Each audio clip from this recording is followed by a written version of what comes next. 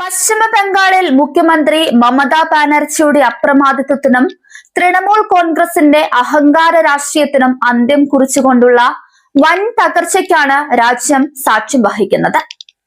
നിയമസഭാ തെരഞ്ഞെടുപ്പിലെ ദയനീയ പരാജയത്തിന് പിന്നാലെ പാർട്ടിക്കുള്ളിലെ ആഭ്യന്തര കലഹവും തെരുവിൽ നേരിടുന്ന അപമാനവും മമതാ സർക്കാരിന്റെ അന്ത്യകൂദാശയ്ക്ക് വഴിയൊരുക്കുകയാണ്.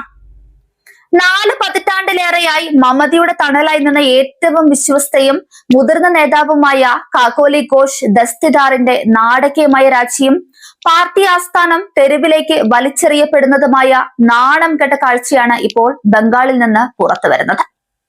ലോക്സഭയിലെ TMC ചീഫ് വിപ്പ് സ്ഥാനത്ത് നിന്ന് കാകോലി ഘോഷ് ദസ്തിദാറിനെ തെറിപ്പിച്ച് കല്യാൺ ബാനർജിയെ പ്രതിഷ്ഠിച്ച മമതയുടെ ഏകാധിപത്യ നിലപാടാണ് പാർട്ടിയെ ഇപ്പോൾ പിടിച്ചുകുലുക്കുന്നത്. ഇതിൽ പ്രതിഷേധിച്ച് ബാരാസത്ത് സംഘടന ജില്ലാ അധ്യക്ഷ പദവിയും മഹിളാ വിംഗ് അധ്യക്ഷ സ്ഥാനവും കാകോലി രാജിവെച്ചു. അവർ MP സ്ഥാനവും ഉടൻ രാജിവെച്ച് ഒഴിഞ്ഞേക്കുമെന്നാണ് റിപ്പോർട്ടുകൾ. പാർട്ടിയെ വിഴുങ്ങിയ കോർപ്പറേറ്റ് കൺസൾട്ടൻസി സംസ്കാരത്തിനെതിരെ കടുത്ത ഭാഷയിലാണ് കാകോലി പ്രതികരിച്ചത്. 1976 മുതൽ മമതയ്ക്കൊപ്പം നടന്ന തനിക്ക് 4 പതിറ്റാണ്ടിന്റെ വിശ്വസ്തതയ്ക്കുള്ള സമ്മാനമാണ് ഇതെന്നും അവർ സോഷ്യൽ മീഡിയയിലൂടെ പരിഹസിച്ചു. ഇതിനിടെ കേന്ദ്ര ആഭ്യന്തര മന്ത്രാലയം കാകോലിക്ക് Y കാറ്റഗറി സുരക്ഷ അനുവദിച്ചത് അവരെ BJP-യിലേക്ക് അടുപ്പിക്കുന്നതായാണ് രാഷ്ട്രീയ സൂചനകൾ.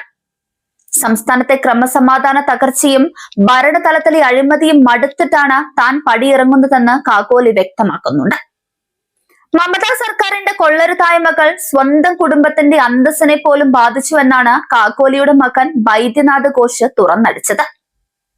ബംഗാളിനെ നാണം കെടുത്തിയ തൊഴിൽ തട്ടിപ്പും റേഷൻ അഴിമതിയും ആർജിക്കർ മെഡിക്കൽ കോളേജ് പീഡന സംഭവവുമെല്ലാം TMCയുടെ മുഖംമൂടി അഴിച്ചുമാറ്റിയെന്നും മമതയോടുള്ള വ്യക്തിപരമായ അടുപ്പം കാരണം മാത്രമാണ് ഇത്രയും നാൾ അമ്മ മൗനം പാലിച്ചതെന്നും അദ്ദേഹം വെളിപ്പെടുത്തി.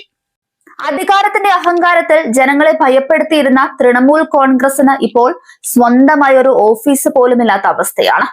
കൊൽക്കത്തയിലെ EM ബൈപ്പാസിന് സമീപമുള്ള TMCയുടെ താൽക്കാലിക ആസ്ഥാന മന്ദിരം ഉടൻ ഒഴിഞ്ഞു തരണമെന്നാവശ്യപ്പെട്ട് കെട്ടിട ഉടമ മനോഡോ സഹ പാർട്ടിക്ക് ഔദ്യോഗിക നോട്ടീസ് നൽകി കഴിഞ്ഞു. 2 മാസത്തിനുള്ളിൽ പാർട്ടിയുടെ കൊടികളും ഫ്ലെക്സുകളും കെട്ടുകെട്ടണമെന്നാണ് കടുത്ത നിർദ്ദേശം.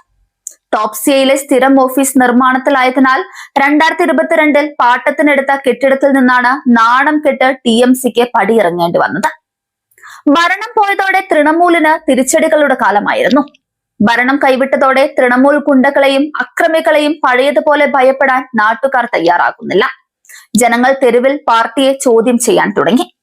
സ്വന്തം വിശ്വസ്തരെ സംരക്ഷിക്കാനോ പാർട്ടി ഓഫീസ് നിലനിർത്താനോ കഴിയാത്ത മമതാ ബാനർജിക്ക് ഇനി ബംഗാൾ രാഷ്ട്രീയത്തിൽ എന്ത് പ്രസക്തിയാണുള്ളത്? അഴിമതിയും അക്രമവും മുഖമുദ്രയാക്കിയ ഒരു ഏകാധിപത്യ ഭരണകൂടത്തിന്റെ അനിവാര്യമായ തകർച്ചയ്ക്കാണ് ബംഗാൾ ഇപ്പോൾ സാക്ഷ്യം വഹിക്കുന്നത്.